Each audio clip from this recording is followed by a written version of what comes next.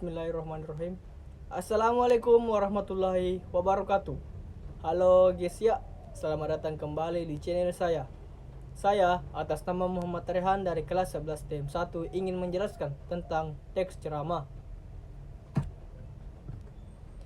Jelaskan pengertian teks ceramah. Teks ceramah adalah pidato yang menyampaikan pidato ajaran agama. Ajaran-ajaran tersebut dapat berupa nasihat, petuah, petunjuk, ataupun kisah-kisah. Sebutkan ciri-ciri teks ceramah. Ada sesuatu yang dijelaskan atau diinformasikan pada para pendengar. Teks ceramah disampaikan oleh seseorang yang ahli atau pakar dalam bidang ataupun disiplin ilmu tertentu. Teks ceramah punya struktur yang lengkap, biasanya terdiri atas pendahuluan, isi, dan penutup. Isi teks ceramah disesuaikan dengan pemilihan tema yang sesuai dengan kegiatan yang sedang diselenggarakan. Bahasa yang digunakan dalam teks ceramah adalah bahasa yang mudah dipahami dan tentu saja harus sopan. Merupakan keterampilan berbahasa satu arah, namun bisa terdapat komunikasi dua arah jika pembicara membuka dialog tanya jawab, kolom komentar jika melalui media elektronik. Topik ceramah bersifat pengetahuan, nasihat, atau petunjuk. Jelaskan kaidah kebahasaan ceramah. Menggunakan kata sapaan, misalnya selamat pagi, selamat siang, dan selamat sore, dan sebagainya.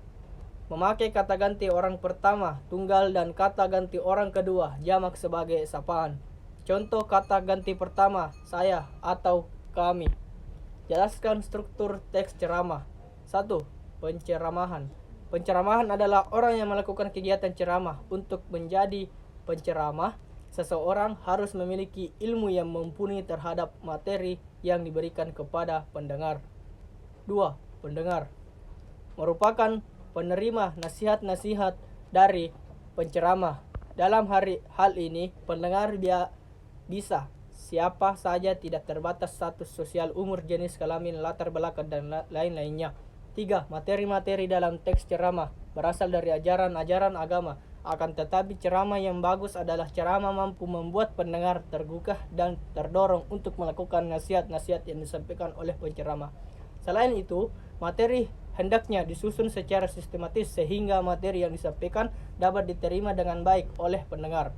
4. Metode penceramah adalah cara-cara yang digunakan seseorang penceramah untuk menyampaikan materi. Metode ceramah terbagi menjadi 1. Impromptu, yakni metode ceramah tanda persiapan. Biasanya penceramah yang melakukan metode ini sudah memiliki jam terbang berceramah yang cukup tinggi. 2. Menghafal, yakni dilakukan dengan persiapan kemudian menghafalnya. 3. Membaca naskah, yakni melakukan ceramah dengan naskah lengkap. Ekstemporan, yakni metode ceramah yang menuliskan pokok-pokok pikiran sebagai catatan pengingat. 5. Media ceramah adalah alat yang digunakan untuk menyampaikan materi kepada pendengar. Ceramah di zaman sekarang tidak hanya dilakukan di rumah ibadah, tetapi juga bisa di banyak tempat. Adapun kegiatan ceramah bisa dilakukan secara langsung ataupun pendengar bisa melihat dari internet atau televisi. Jelaskan struktur teks ceramah. 1. Pendahuluan. Pembuka. Bagian ini berisi salam pembuka, ucapan penghormatan, dan ucapan syukur. Pengantar. Bagian ini adalah paragraf pengantar yang mengarah kepada topik. Biasanya pengantar berasal dari informasi atau berita yang faktual yang masih terkait dengan topik ceramah. Isi ceramah. Inti. Berisi paparan dari penceramah, pandangan umum, ilustrasi, dan materi yang disampaikan. Gagasan. Berisi ide besar yang ingin disampaikan kepada pendengar. Ceramah yang baik berisi satu gagasan besar yang kemudian dikembangkan dalam subtopik. 3. Penutup. Simpulan, ucapan, permintaan maaf, salam penutup. Tentang tepat waktu pembukaan. Selamat pagi, salam sejahtera untuk kita semua. Senang sekali dapat melihat Bapak Ibu Saudara sekalian dalam keadaan sehat dan ceria di hari yang cerah ini. Mari kita senantiasa bersyukur kehadirat Tuhan Yang Maha Esa. Isi. Pada kesempatan kali ini, izinkan saya menyampaikan mengenai budaya tepat waktu ketika saya berkesempatan studi banding di Jepang. Salah satu yang menjadi perbedaan paling menonjol antara budaya di Jepang dan negara lain, termasuk Indonesia, adalah ketepatan waktu di sana. Semua orang menghargai ketepatan waktu. Bila mengadakan pertemuan, tidak pernah molor. Beda dengan di sini. Bukan maksud saya untuk menjelekkan atau merendahkan. Kita ambil contoh yang baik dan menjadikannya sebagai refleksi atas kehidupan kita sehari-hari. Marilah kita sama-sama ubah kebiasaan jam karet. Saya yakin Bapak, Ibu, Saudara sekalian bisa melakukannya. Penutup.